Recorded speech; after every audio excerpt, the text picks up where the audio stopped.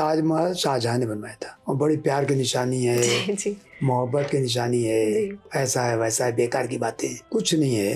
ताजमहल तेजो महल था, हिंदू मंदिर था। आप चाहते हो कि हिंदू बने रहो तो इस बिल्डिंग को मैं दे दूं। धमकी दी गई। हाँ, डॉक्यूमेंट्री वीडियोस मेरे पास है। और इस देश में मंदिरों का अपना महत्व रहा है जी। मंदिर की वजह से भारत सोने की चिड़िया बना। जी सही। भारत विश्व गुरु था, मंदिरों की वजह से था। मंदिर को तोड़ने के पीछे, नष्ट भ्रष्ट करने के पीछे जो मुस्लिम सोच थी वो ये थी कि मंदिर तोड़ देंगे तो हिंदू अपने को समझेगा कि हम टूट गए हैं। जो जौहर हुआ है, माँ बहनों की चीखें निकली हैं, वो उनकी आवाज अगर आपको नहीं सुनाई पड़ रही है आजकल, आज तक नहीं सुनाई पड़ रही है, अगर कानों में नहीं आ रही है तो मैं कहता हूँ कुछ शासक बहरे हैं, आपकी आवाज आनी चाहिए। हेलो एवरीवन, नमस्ते, welcome back to another episode of life E talks. मैं हूँ राव्या सारडा और आज के हमारे धमाकेदार एपिसोड में हमारे साथ जुड़े हैं आदरणीय हरिशंकर जैन जी, जो लॉयर है, एक्टिविस्ट है और हिंदू पक्ष को ज्ञानव्यापी मस्जिद केस जो चल रहा है उसके लिए रिप्रेजेंट कर रहे हैं। आज के हमारे इस एपिसोड में हम जानेंगे कि क्या इंसाइट्स है इस केस को लेकर और एवरी डे क्या अपडेट्स हो रहे हैं, हियरिंग्स हो रही है क्या, और जिसकी वजह से नेशन में क्या हलचल मची हुई है, आज हम ये जानेंगे। सो प्लीज वेलकम हरिशंकर जी। हरिशंकर जी नमस्ते। नमस्ते। कैसे हैं आप? बढ़िया है, बताइए। हरिशंकर जी, सबसे पहले तो आप ये बताएं कि इस केस से, ज्ञानवापी केस से आप कब और कैसे जुड़े? देखिए, एक्चुअल में मैं अयोध्या केस का वकील जी 2019 तक रहा जी। और शुरुआत की थी 1989 से जी। 30 साल अनवर्त रहा। इन 30 सालों में मैंने बहुत कुछ सीखा और ये पाया कि मंदिरों के बारे में, रखरखाव के बारे में, मंदिरों के पुनरीक्षण, पुनर्स्थापन और उसके स्थायीकरण के लिए जो चाहिए वो हिंदू में, वो जिसको कहते हैं कि कोई मर्म नहीं है, कोई स्पंदन नहीं है और यहाँ की जनता सो रही है। और साथ साथ जो हिंदू वकील हैं वो ज्यादातर केवल पैसा पैदा करने में अपना करने बने हैं, लगे हुए हैं और उनको जब सरकार से कुछ देखते कुछ फायदा है, चाहे कहीं काउंसिल होना हो, जज होना हो, जो भी हो, तब तो उतनी एक्टिविटी जो करते हैं, पर बाकी उनको बाकी बात से मतलब नहीं है। परंतु मेरा तो प्रण था 11 साल की उम्र से। आपने प्रण लिया था? एक इतिहास उसका अलग है, पर्सनल लाइफ है जी, जब कभी टाइम मिलेगा तो बताऊंगा आपको। जी।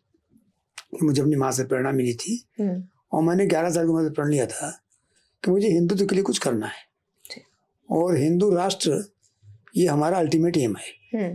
मेरा एम ये नहीं है कि ये कर दो, बदल दो, एक दो मंदिर का काम हो जाए और उसके बाद कुछ टिकट मिल जाए, पावर मिल जाए।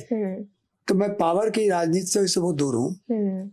मेरा केवल उद्देश्य है कि जितनी मंदिर मुगल काल में तोड़ी गई थी, नष्ट भ्रष्ट की गई थी, चाहे वो 3 हो, 3000 हो, जितने का सबूत मिल जाएगा, जितने भी मिल जाएंगे, उनमें किसी को भी छोड़ूंगा नहीं और एक कर लूंगा, सबूत मिलने की बात है।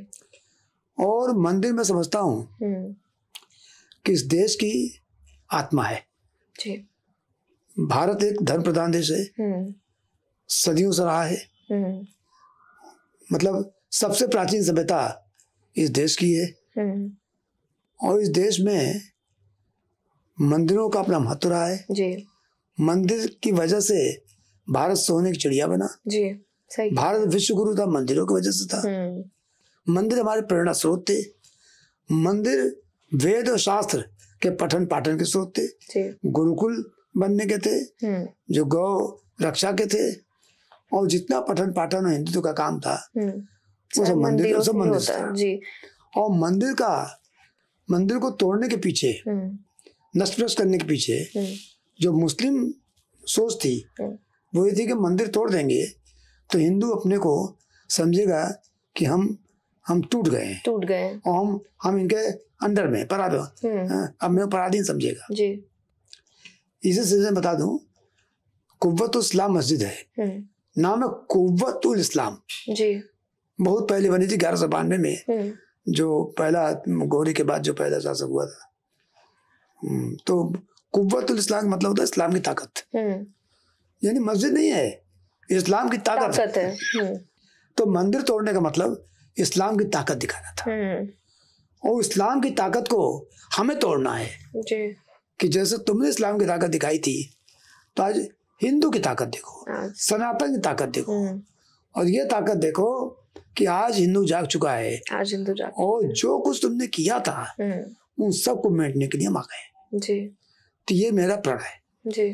इस प्रण को आगे बढ़ाते हुए मैंने अध्ययन शुरू किया सबसे पहले मथुरा का, क्योंकि अयोध्या के बाद जन्मभूमि के नाम पर दूसरा मामला था मेरे सामने श्री कृष्ण जन्मभूमि का जी।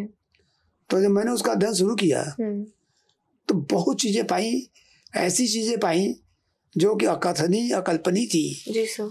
आप समझिए कि एक तथाकथित समझौता करा लिया गया, मिल्क लोगों ने कर लिया, फर्जी समझौता जी। और उसका आधार आगे कोई केस नहीं होगा, और एक अच्छा भूभाग दे दिया गया मस्जिद कमेटी को।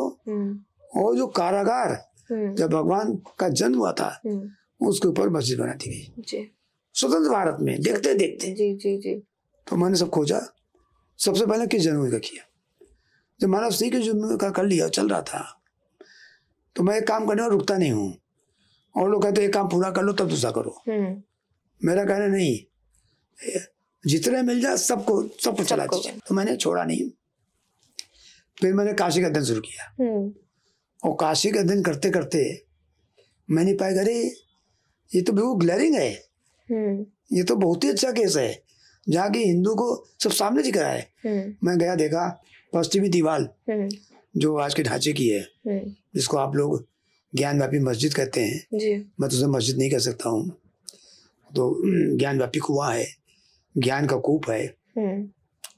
तो जो पश्चिमी दीवार है, सारे देवी देवताओं की मूर्तियां बनी हुई है उस पर, सामने दिख रहा है जी। माँ श्रृंगार गौरी की वहाँ स्थान बना हुआ है, और पूरा का पूरा ढांचा अगर आप देख लीजिए तो सामने दिख रहा है कि हिंदू मंदिर तोड़ के बनाया गया है। तो मैंने इस पर अध्ययन शुरू किया। जब अध्ययन मैंने कर लिया तो हुआ कि वादी कौन हो, तो मैंने एक के बाद एक 6 केस दाखिल किए। पहले दावा तैयार किया, फिर मैंने वादी खोजे, संपर्क किया, इसको समझा कि हाँ इसके लिए यथा योग्य है जी। उनको वादी बनाया, पैसा मैंने लगाया जी। खोज मैंने की, पर नाम का मुखौटा दूसरा था जी। फिर जब मैं 5 दावे कर चुका तो मेरे दिन पता नहीं क्यों एक अनुभूति हुई एक दिन कि माँ कह रही हैं कि इसमें अभी पूरा काम नहीं हुआ है, आपको मेरे नाम से करना चाहिए। अच्छा। तो मैंने माँ श्रृंगार गौरी के नाम से, और माँ का नाम है, तो मैंने कहा इसमें महिलाएं ही हों, पुरुष न हो, केवल महिलाएं हों। तो मैंने खोजा, 5 वादी महिलाओं को लिया, और उनके नाम से मैंने 5 वादी महिलाओं के नाम से एक दर्शन पूजा का एक दावा और कर दिया जी। और ईश्वर की ऐसी कृपा रही, वो दावे तो चलते रहे, ये दावा सबसे आगे चलने लगा, सबसे आगे वो पीछे हो गई, ये सबसे आगे चलने लगा जी। और मैं कह सकता हूँ कि इस दावे में सब कुछ ईश्वरी हुआ है, ईश्वर की माँ की इच्छा से हुआ है, माँ की अनुभूति थी, माँ का आशीर्वाद था। क्योंकि देखिए इसमें पहले हुआ सर्वे हो जाए भाई एडवोकेट कमिश्नर, तो एडवोकेट कमिश्नर का सर्वे हो गया। अब सोचिए सर्वे में सबने बहुत अड़ंगा लगाया कि सर्वे न होने पावे, हाईकोर्ट तक गए, हाईकोर्ट से मुस्लिम बच की याचिका खारिज हुई जी। अब मैं पूछना चाहता हूँ कि अगर कोई जगह पर कोई चीज बनी हुई है, आप यहाँ बैठी हुई हैं, और कोई कहे कि भाई हम यहाँ की फोटो ले लें, और कोई छिपी नहीं है, तो फोटो लेने की क्या दिक्कत है। पर मुस्लिम पक्ष ने पुरजोर विरोध किया कि यहाँ पर एडवोकेट कमिश्नर ना आने पावे, यहाँ का सर्वे ना हो।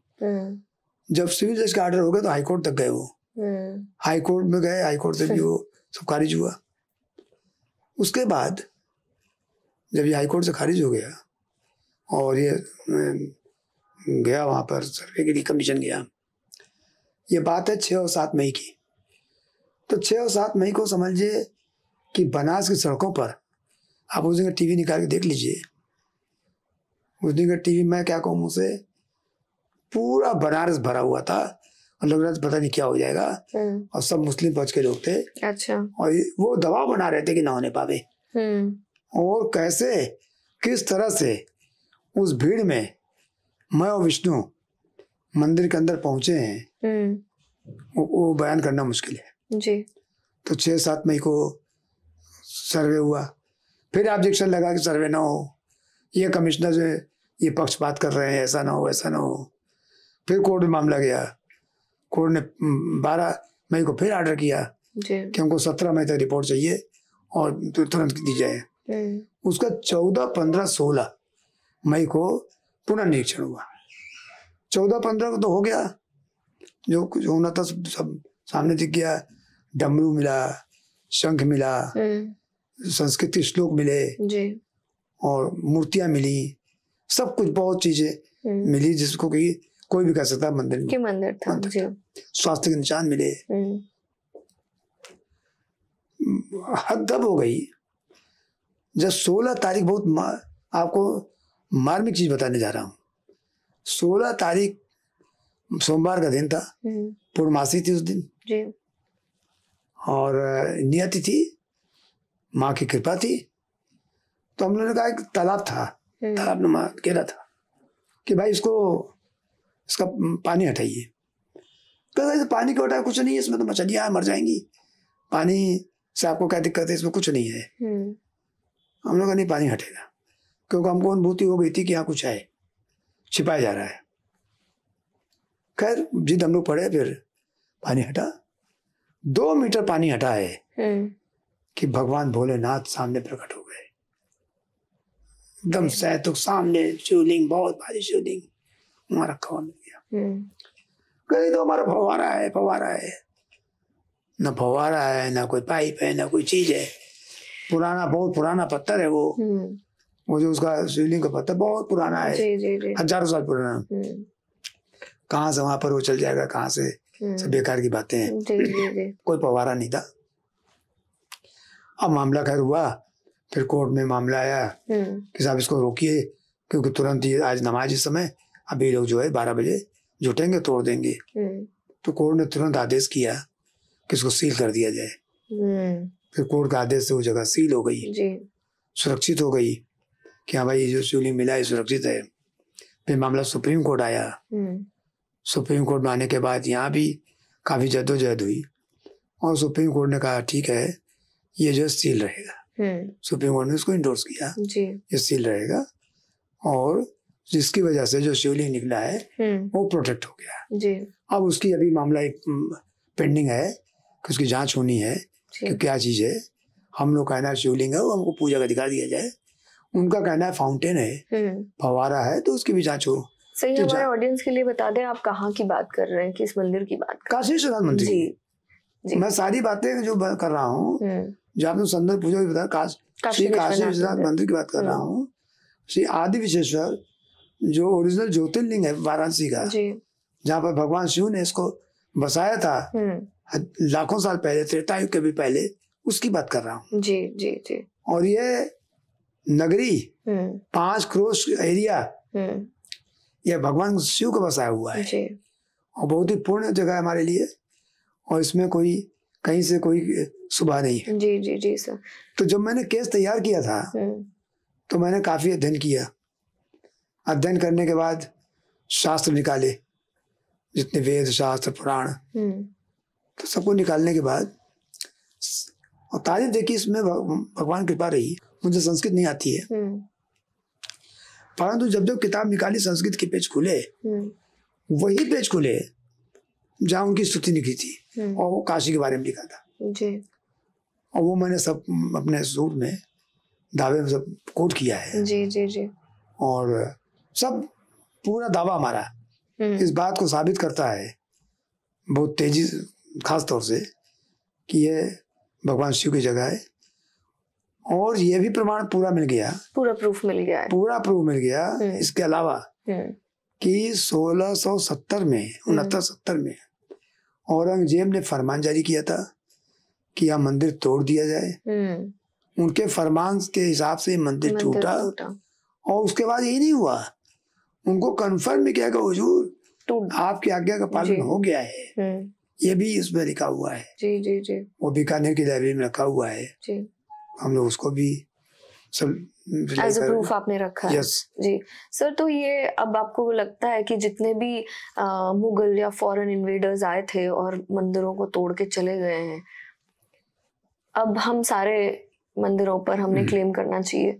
देखिए आपको मैं बतला दूं, पहली बात मैं उन सारे हिंदू नेताओं से, हिंदू धर्मावलंबियों से, हिंदू धर्माचार्यों से और जो भी जरा भी हिंदुत्व में विश्वास करता है, जो किसी प्रकार से रोकने की कोशिश करता है कि साहब आप 2 के अलावा तीसरा मत कहिए, अयोध्या काशी मथुरा के अलावा अब चौथे की बात मत कीजिए, तो मैं क्षमा चाहता हूँ और सत्सम्मान कहना चाहता हूँ। कृपया ऐसा आदेश न दें, ऐसा आदेश न दें कि मुझे आपका आदेश का उल्लंघन करना पड़े।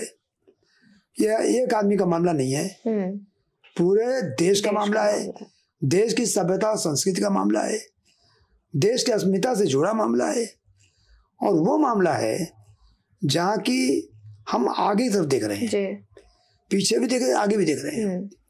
ये टूटे मंदिर लेके किस मुंह से हम अपने बच्चों को जवाब देंगे? जी। क्या इस बात की लीगल सैंक्टिटी है कि आप देश में रहे और देखते रहे कि हमारे ये टूटे मंदिर, इस पर मस्जिद है वो अजान हो रही है जी और नमाज पढ़ी जा रही है? ये हमारी धार्मिक भावना को आहत करता है। अनुच्छेद 25 दिए अधिकार का उल्लंघन है। और कोई कहता है कि इससे सांप्रदायिक स्थिति खराब होती है, तो मैं कहना चाहता हूँ कि पहली बात तो खराब होती नहीं है। कोर्ट कचहरी के जरिए काम अगर होता है जी, तो ये कहना गलत है। और अगर ये डरवाया जाएगा जी कि सांप्रदायिक तनाव की स्थिति हो रही है और देश खराब हो रहा है जी, तो इसका मतलब ये हुआ कि देश में कानून नहीं है, देश में डेमोक्रेसी नहीं है, देश में रूल ऑफ लॉ नहीं है और देश में गुंडा तंत्र है। जैसे गुंडे किसी प्रॉपर्टी पे कब्जा कर लेते हैं और आप प्रॉपर्टी लेने जाइए, कह देखिए थोड़ा इतना ले लीजिए पर हम गोली मार देंगे, ज्यादा बोले बवाल हो जाएगा। तो ये तो नहीं, तो रूल ऑफ लॉ की बात नहीं हुई। अगर आप रूल ऑफ लॉ की बात करते हैं, संवैधानिक शासन की बात करते हैं, तो आपको कंसीड करना पड़ेगा कि जनता को अपनी बात कोर्ट में कहने का कहे और जो मुद्दे देश की अस्मिता से जुड़े होते हैं जी, और देश की जन भावना जुड़े होते हैं, उन पर कोई समझौता कभी ना हुआ है और ना हो सकता है जी। और कोई किसी प्रकार से अगर डराने की या उन्माद की कोशिश करता है या कोई हिंदू भाई कहता छोड़िए, छोड़ा थोड़ी जाता है जी। देखिए इतिहास में गलतियां माफ होती हैं।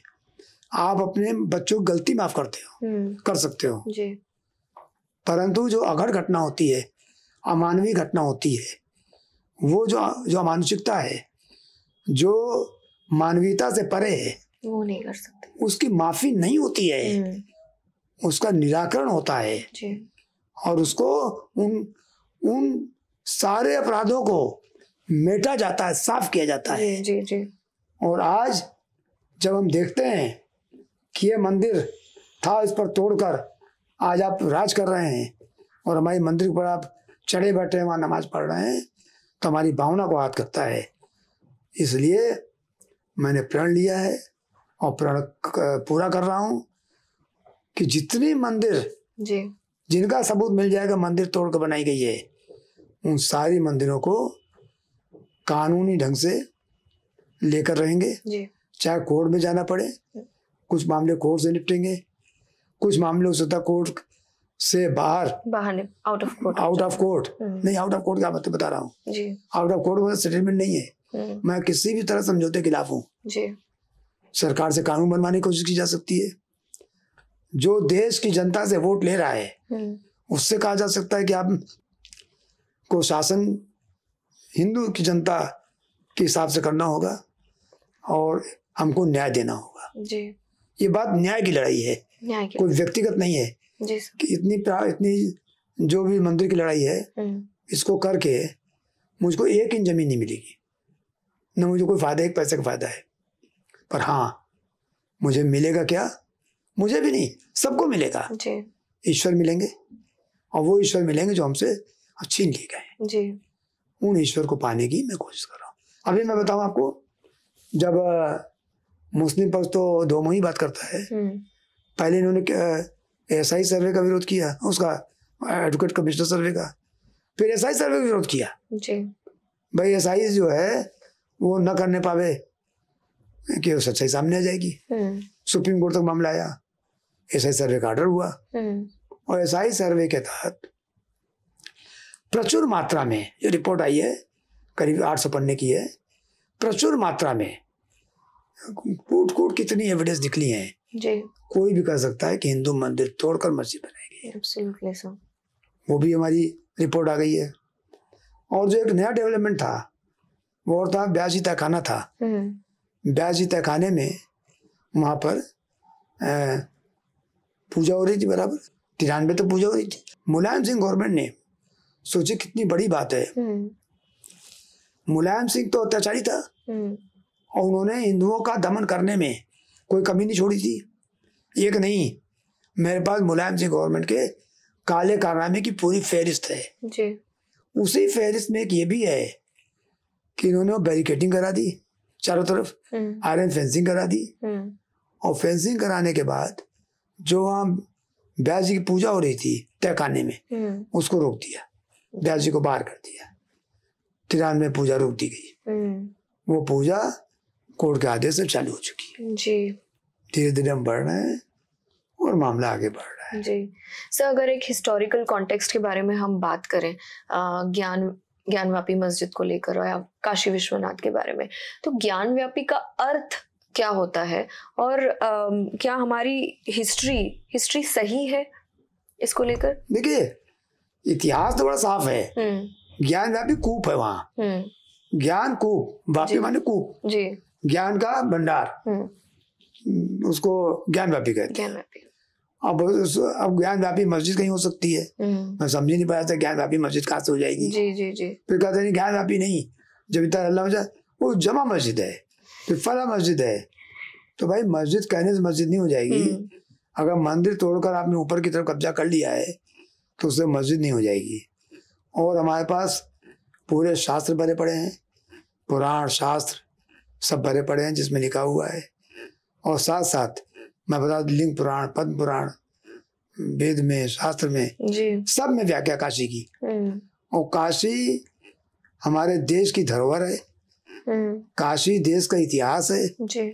काशी मानव सभ्यता का इतिहास है, और काशी के साथ साथ पूरा का पूरा भगवान शिव का की नगरी का पूरा इतिहास छिपा हुआ है जी।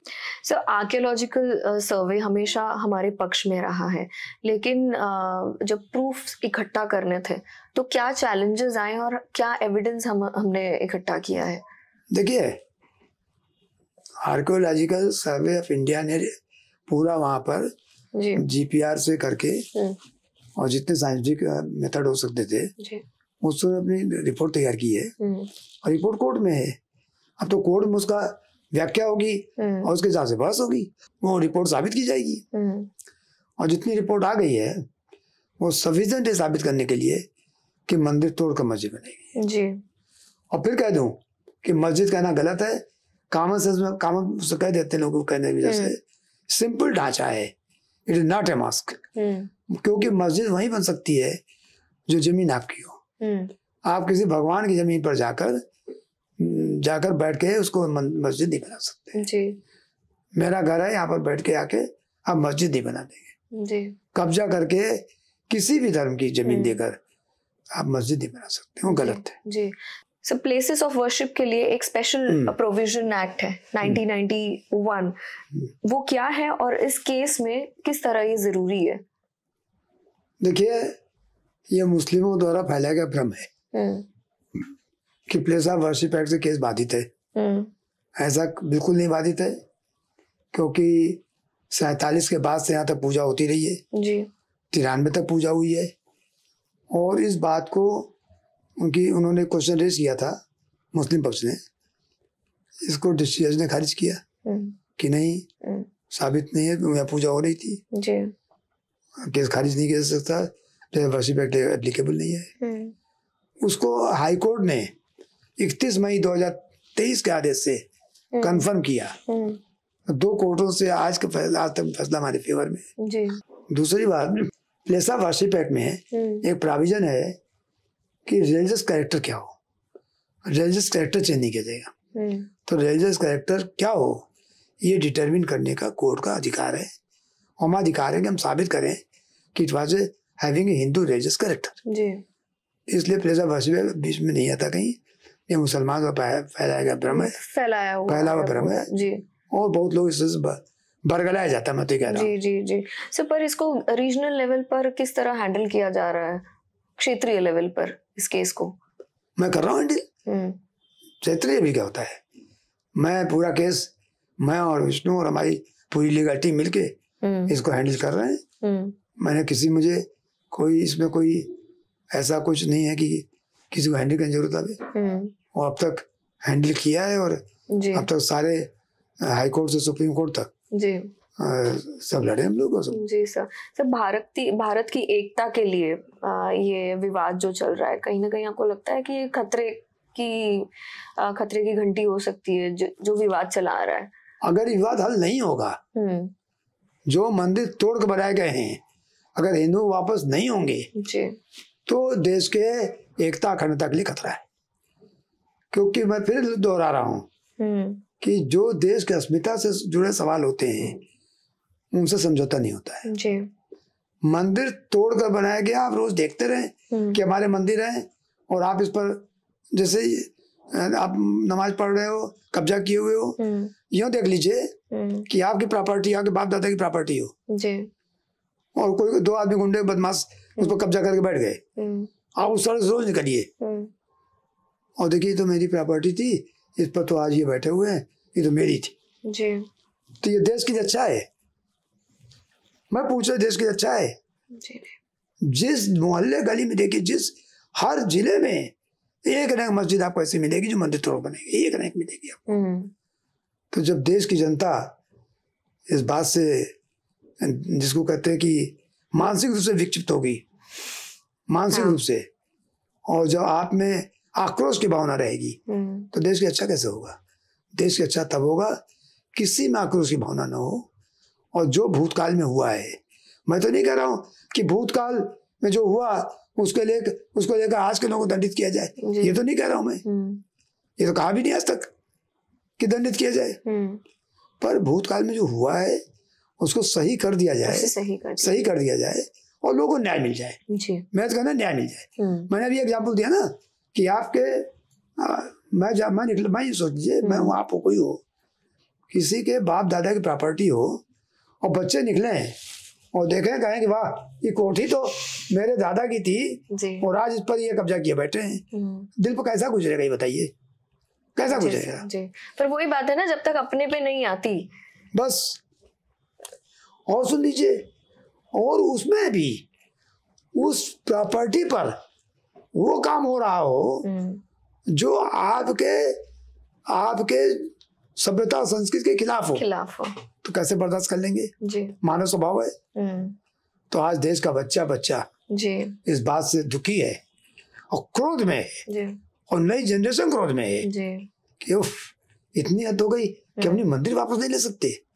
तो मेरे समझ से समय रहते सरकार को चाहिए कि कानून बनावे और कानून बना के ट्रिब्यूनल बना दे, एक स्पेशल कोर्ट बना दे कि जो कोई ये साबित कर सके मंदिर तोड़ के बनाई गई साबित हो जाए, उस सारी जगह खाली कर दी जाए और वो हिंदुओं को सुपुर्द कर दी जाए और झगड़ा हमेशा के लिए समाप्त हो जाए। जी जी सर, मीडिया और अथॉरिटीज का आपको सहयोग पूरा प्राप्त हुआ ये इस केस के दौरान? देखिए, मीडिया ने अपना काम किया, मैंने अपना काम किया जी। मीडिया ना मुझे कोई सहयोग किया ना सहयोग किया जी। अगर कोई न्यूज होती है, अगर आप उसको दिखाते हैं तो मैं उसको सहयोग नहीं मानता, तो मीडिया काम था। अधिकारियों ने जो काम किया कानून के हिसाब से किया, ना मुझे ने कोई फेवर किया ना डिसफेवर किया जी। कोर्ट का आदेश था, कोर्ट का आदेश का पालन हुआ जी। ये तो तब आप पूछिए जब किसी अधिकारी ने मुझे कुछ फेवर किया हो। किसी अधिकारी ने कुछ किया नहीं, अधिकारियों ने वो किया है जो कोर्ट ने आदेश दिया था। और कोर्ट का आदेश कानून के हिसाब से हुआ जी। सुप्रीम कोर्ट तक कन्फर्म हुआ जी। सर अभी स्टेटस क्या है इस लीगल बैटल का? क्या आप कोर्ट के फैसले से खुश हैं? बिल्कुल खुश हैं और बहुत तेजी से आगे बढ़ रहे हैं, काफी हद तक आगे बढ़ चुके हैं। और जिस तरह से मामला चल रहा है आगे, तो मुझे उम्मीद है कि जल्दी होगा। एक भविष्यवाणी मेरी है, वो आप लिख लीजिए, और मैं दावे के साथ कह सकता हूँ, क्योंकि मैं काशी मथुरा जी और तो कर ही रहा हूँ। मैं वहाँ का कुतुब मीनार का भी कर रहा हूँ, ताजमहल का भी कर रहा हूँ। ताजमहल का? जी हाँ। ताजमहल का क्या कर रहे हैं सर? ताजमहल आप अभी बता रहा हूँ, ताजमहल कर रहा हूँ, कुतुब मीनार कर रहा हूँ, जो भोजशाला है धार में उसका कर रहा हूँ, इंदौर हाईकोर्ट में, लखनऊ का टीले वाली मस्जिद का कर रहा हूँ जी। और ऐसे बहुत से मुकदमे जो मैं कर रहा हूँ जी। और मैं समझता हूँ कि आपको ताजमहल आप मुझे बता दूं, लोगों के दिमाग में बैठा हुआ है कि ताजमहल शाहजहां ने बनवाया था और बड़ी प्यार की निशानी है, मोहब्बत की निशानी है, ऐसा है वैसा है, बेकार की बातें। कुछ नहीं है। ताजमहल तेजो महल था, हिंदू मंदिर था, और 1156 में हिंदू राजा ने, राजा परमानी देव ने 1156 में बनवाया था, इस बात सबूत है। और होते होते उनके वंशज मानसिक होते हुए राजा जय सिंह के पास आया, और राजा जय सिंह से इस बिल्डिंग को, सुन लीजिएगा, इस बिल्डिंग को शाहजहां ने फोर्सिबली लिया कि मैं दे दीजिए, अगर आप चाहते हो कि आप हिंदू बने रहो, मेरे वाक्य सुन लीजिएगा, आप चाहते हो कि हिंदू बने रहो तो इस बिल्डिंग को मैं दे दो। धमकी दी गई? हाँ, डॉक्यूमेंट्री वीडियोस मेरे पास है, मेरे पास डॉक्यूमेंट है इस बात का, साबित कर दूंगा, चल रहा है। तो इस तरह सारे मुकदमे चल रहे हैं, और सब मुकदमों का वारा नारा होगा, और जितने मामले हैं एक एक मैं धीरे धीरे जीतूंगा। अभी मैंने अदीना मस्जिद का मामला, मैंने और मेरे जूनियर पार्थ यादव हैं, हम लोगों ने एक प्रत्यावेदन भेजा है मालदा में, वेस्ट बंगाल में। वहां पर अदीना मस्जिद में मैंने 32 फोटो भेजी है, माननीय प्रधानमंत्री जी को लिख कर भेजा है, जिससे साबित हो रहा है कि पूरी मंदिर है जिसको जबरदस्ती तोड़ के बनाया गया है ऐसा ही कब्जे में। तो हमने कहा कि हमको पूजा पाठ की इजाजत दी जाए, भेजा, उसका भी जल्दी मामला आगे बढ़ेगा जी सर। तो इस सब सारे मामले चल रहे हैं जी।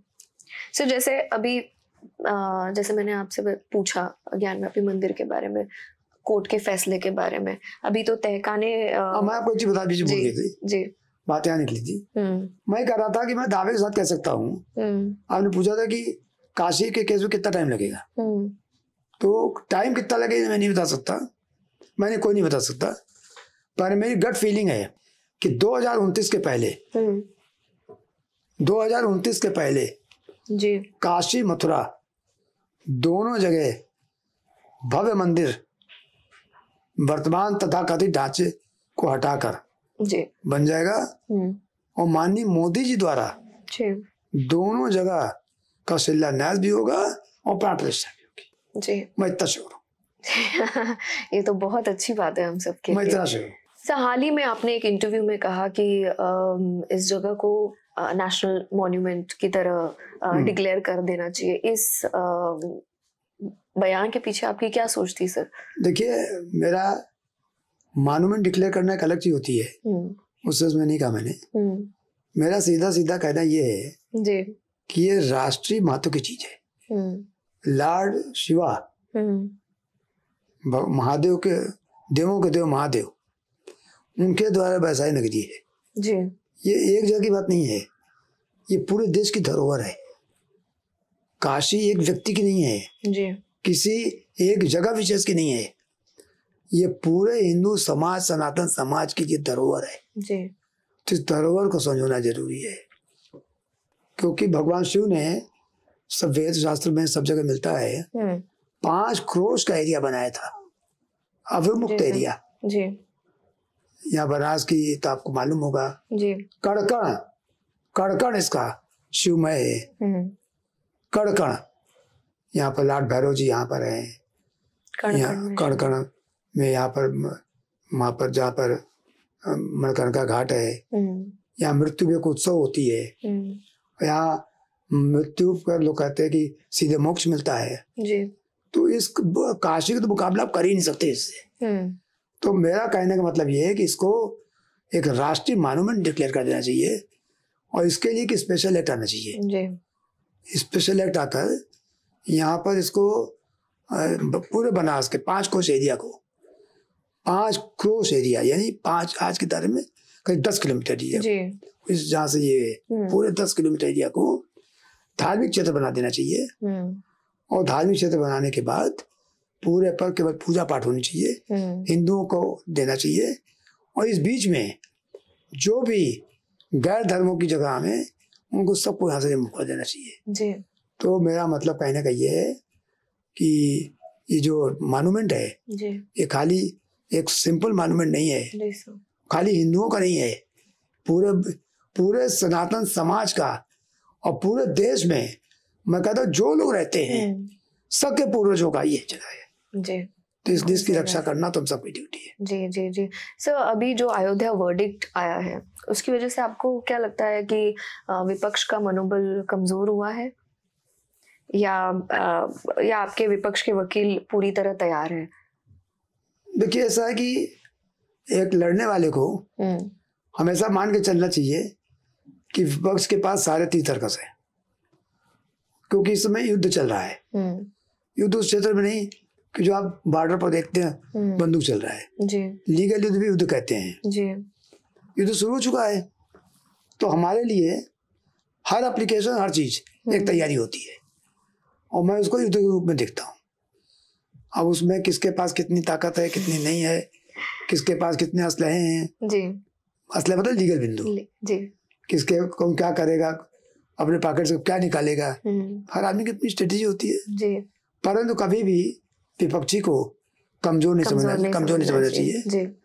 और मैं जब कोई केस तैयार करता हूँ तो सबसे पहले हमारे चैम्बर में हमारी टीम का सबसे पहला काम है कि एक आदमी उसे मुस्लिम पक्ष की तरफ से बहस करता है ओके। सबसे पहले कि मैक्सिमम पॉइंट क्या हो सकता है जिसके खिलाफ आ सकता है। हम समझ के बात करते हैं कि उधर से उसका क्षण के मामला जो आता है उसके बाद राइट वे। तो हमारे यहाँ खाली वन वे ट्रैफिक नहीं है। हमको मालूम रहता है कि हम ये लिख रहे हैं, एक पैरा लिखा तो इस पैरा का ये जवाब आएगा जी। ये पहले जानते हैं कि ये जवाब आएगा जी। उसका आगे पीछे नहीं आ सकता है जी। और जब उसकी काट कर लेते हैं तब लिखते हैं एक एक पैरा, एक छोटा छोटा डिटेल भी जरूरी होता है सर। ज्ञानवापी में जो स्थित जो शिवलिंग है, इसकी पूजा कब से शुरू होगी? इसकी पूजा का मामला माननीय सुप्रीम कोर्ट में पेंडिंग है। इसका जांच भी होनी है, मामला पेंडिंग है जी। जब आदेश हो जाएगा तो हो जाएगी जी। हाल ही में मथुरा के शाही ईदगाह में पूजा की परमिशन के लिए हिंदू पक्ष ने पिटीशन डाला है। किस तरह आप इसको देखते हैं कि इस पूरे केस को? देखिए, मथुरा केस मैंने बताया था अभी आपको कि मैंने 2020 में दाखिल किया था। आज मामला हाईकोर्ट में आ चुका है जी। केस हाईकोर्ट में पेंडिंग है और अभी यहाँ कोई पूजा का आदेश नहीं हुआ है जी। परंतु जो ढांचा है, जो तथाकथित मस्जिद का जी, जो गलत ढंग से बनाया गया है, इसको यहाँ से हटना है और इसको कैसे हटे इसके लिए हम लोग प्रयासरत हैं। मुस्लिम की तरफ चल रहा है कि साहब केस आगे नहीं चल सकता है जी। हम लोग का ना केस चल सकता है, केस सुनवाई चल रही है और 13 मार्च को अगली सुनवाई लगी हुई है जी। सर, इंटरनेशनल लेवल पे भी जब हम देखते हैं भारत के ऐसे कई केसेस इफेक्ट डालते हैं, क्या भारत के एक कम्युनल कंट्री के रूप में सामने आता है या एक स्ट्रॉन्ग कंट्री के रूप में देखते हैं हम इसे? देखिए, मेरा ख्याल ये है कि एक कम्युनल कंट्री स्ट्रॉन्ग कंट्री होता है। जिस कंट्री में कोई अपने धर्म को नहीं बचा सका, धर्म का मतलब जो बहुसंख्यक जनता का धर्म ही नहीं रहेगा तो कंट्री किस बात का? हर देश की एक सभ्यता होती है, संस्कृति होती है, चाहे वो आपका अमेरिका हो, रूस हो, इंग्लैंड हो, फ्रांस हो, पूरे वर्ल्ड हिस्ट्री, चाइना हो जी। पूरी वर्ल्ड हिस्ट्री देख लीजिए, हर देश की अपनी एक सभ्यता संस्कृति है जी। अगर हम अपनी संस्कृति ही नहीं बचा सके तो फिर संविधान और स्वतंत्रता, ये मीठे मीठे वर्ड, इनमें क्या रखा है जी। जो अभी आप पूछ रही हैं, इसका मतलब कम्युनल क्या होता है? तो कम्युनल जो थोड़े से लेफ्टिस्ट हैं यहाँ पर बेवजह का क्रिएट कर रहे हैं कम्युनल पार्टी कम्युनल।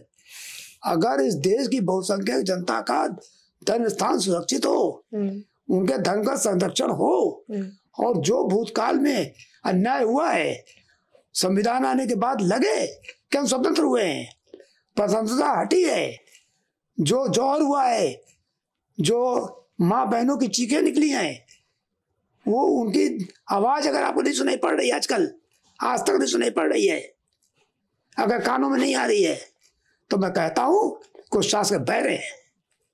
आपकी आवाज आनी चाहिए कि यहाँ के लोग दीवार में चुने गए हैं, तवे गर्म तवे पर भूने गए हैं। किस देश में हुआ ऐसा आज तक? किस देश में हुआ ऐसा? आपको आरे से काटा गया है, कहाँ हुआ ये बात आज तक? मंदिर तोड़ी गई। तो इन पापों का नाश, इन पापों को नाश करने में अगर हम पीछे रहेंगे तो देश पीछे रहेगा। ये भ्रांतियां हैं, सेकुलर और कम्युनल सब कुछ नहीं होता। देश की संस्कृति बचाना ये हमारी ड्यूटी होती है जी। और देश की संस्कृति बचे और देश बचे, इसके लिए हम काम कर रहे हैं जी।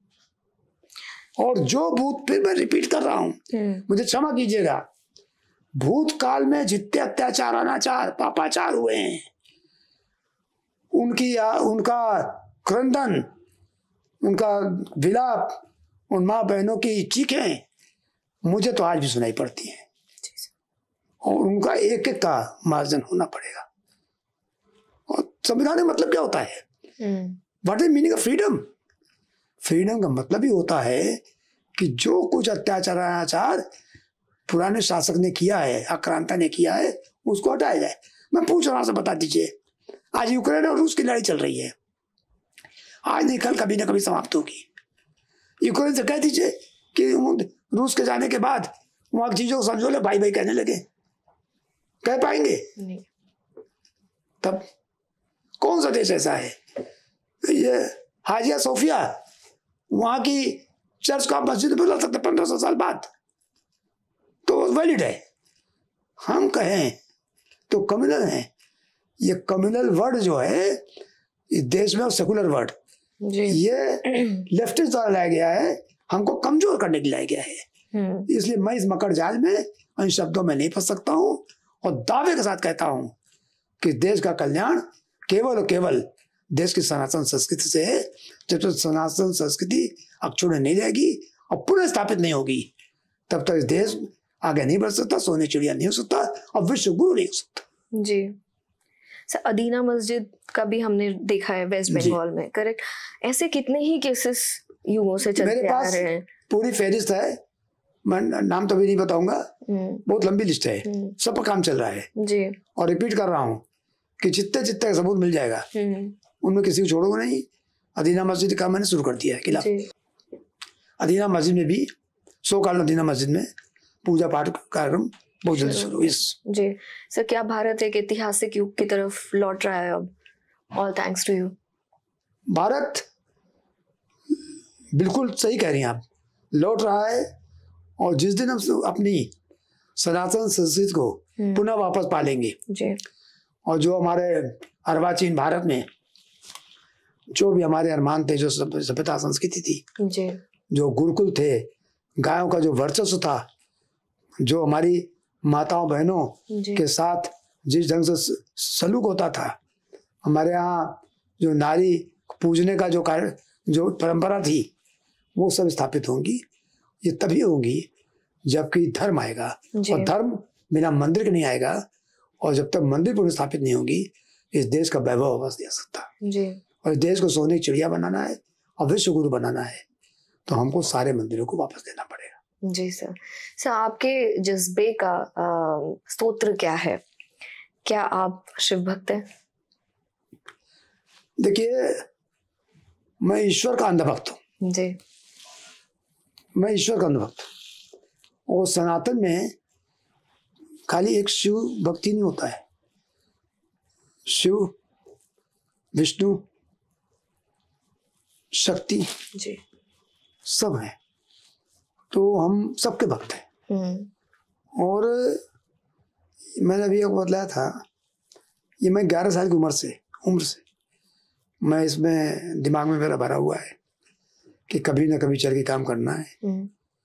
ऊपर वाले की ऐसी कृपा रही कि अयोध्या केस हुआ, उसमें मैं आया, उसके बाद परंपरा चल रही है, चलती रहेगी। सर, एक सबसे इम्पोर्टेंट सवाल मेरा यही है, क्या आपने इस केस के लिए कोई फीस चार्ज करी? देखिए, फीस तब चार्ज की जाती है जब कोई क्लाइंट होता है जी। मैं इसमें खुद ही माई सेल्फ एक्टिविस्ट, मैं ही क्लाइंट हूँ जी। केस तैयार करता हूँ, ढूंढता हूँ किसका नाम डाल दूँ, उसके बाद उसको उसके नाम से केस हो जाता है जी। तो फीस का तो कोई सवाल ही नहीं है, सोचना भी चाहिए। दूसरी बात यह है कि वकालत भी जगह है जहाँ धर्म की लड़ाई होती है और पूरे संतति की लड़ाई होती है, और जहाँ मुद्दा एक व्यक्ति का नहीं है, कोई गेन नहीं करने जा रहा है, पूरे राष्ट्र को समर्पित है, पूरे धर्म और समाज को समर्पित है, पूरे पिछले इतिहास को आने वाले इतिहास को समर्पित है जी। तो आप फीस कैसे सोच सकते हैं भाई?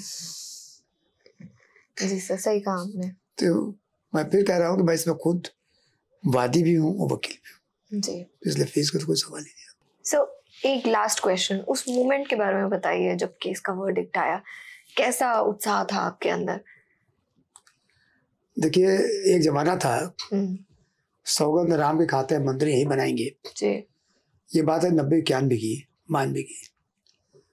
तो मैं बताऊं आपको, मैं जब नारा लगा के आता था, नारा तो बड़े उससे लगा लेते थे, रात सोते समय मेरे मन में लगता मैंने पाप तो नहीं किया है, नारा तो लगा, इसको पूरा कैसे करेंगे। मेरा कहने मतलब ये है जी। अंधकार था और कभी उम्मीद नहीं थी कि एक दिन ऐसा भी आएगा कि ये सब हो जाएगा जी।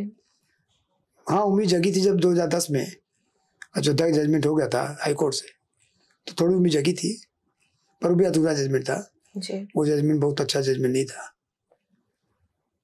जब ये 2019 में ये जजमेंट हुआ, और मैं फिर कहना चाहता हूँ, इसलिए नहीं कि मैं केवल मोदी जी का भक्त हूँ, मैं वस्तु स्थिति बता रहा हूँ। अगर मोदी जी नहीं होते तो जजमेंट आज भी नहीं होता जी। तो मोदी जी को कोटि कोटि नमन, जिनकी वजह, जिनके आशीर्वाद से, सब उनकी वजह से, जी सर। उनके प्रयासों से वकीलों ने मेहनत की और जजमेंट हुआ। और जजमेंट आया तो समझ लीजिए कि ऐसा क्षण था वो एक सपना था। जैसे आप सपना देखें रात में और दिन में पूरा होता दिखे तो बहुत अच्छा लगेगा, तो मंदिर बन जाएगा, मंदिर का रास्ता साफ हो जाएगा। ये एक हिंदू समाज का सपना था। मैं एक वॉरियर था, 30 साल लड़ा था, तो बिल्कुल दिल और दिमाग केवल को इस पता है क्या जजमेंट होता है जी। भगवान की कृपा से सब हुआ, रास्ता साफ हुआ, मंदिर आज तो सब बन गया है जी सर। और मैं बहुत किस्मत वाला था कि मुझको जाने का मौका मिला जी।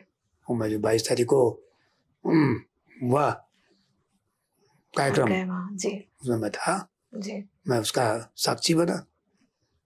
और ऐसे ही अगर मैं जीवित रह गया तो काशी मथुरा इसका भी साक्षी बनूंगा जी। मुझे पूरी उम्मीद है कि और भी मंदिर इसका काम कर रहा हूँ जी सर, एक एक में सफलता मिलेगी। और हमारे बाद भी, मेरे बाद भी मेरी लीगल टीम बहुत सशक्त है, ऐसे लोग हैं कि सब तैयार हैं और इस काम को पूरा करेंगे। जो पौधा मैंने लगा दिया है ये पौधा बढ़ेगा, ये पौधा मुरझाएगा, हो चुकी है, मुरझाएगा नहीं जी। Sir thank you very much, बहुत बहुत धन्यवाद सर, और आपको कोटि कोटि नमन है कि आप इस लड़ाई में आपने जो एक बीज बोया है और वो जैसे आप कह रहे हैं कि अब युग, एक नए युग की शुरुआत हो चुकी है। सो ऑडियंस से मैं ये कहना चाहूँगी कि थैंक यू वेरी मच, आप हमारे साथ इस पूरे पॉडकास्ट में जुड़े रहे, इस पूरे एपिसोड में आप जुड़े रहे और इस धर्म की लड़ाई में हमारे साथ आगे भी हमारा साथ दीजिए। हम सिर्फ एक बूंद है सागर में, हमारा साथ हमेशा दीजिए और देखते रहिए लाइफ ही टॉक्स।